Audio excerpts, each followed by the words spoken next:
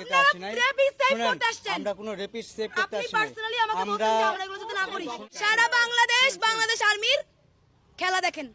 একটা তো একটা রেপিস্টকে ঠেকাইতে আসছে, দ্বিতীয়ত তারা আমাদেরকে আইন দেখাচ্ছে যে we can not do this.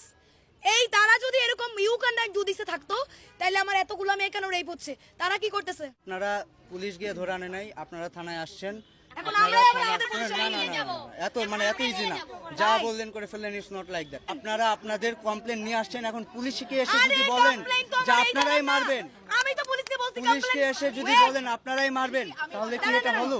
আপনারা যেটা চাচ্ছেন তাকে আপনারা 10 জন মেয়ে 10 মিনিট মারবেন, এটা সম্ভব না। এটা পুলিশ বললেও সম্ভব না।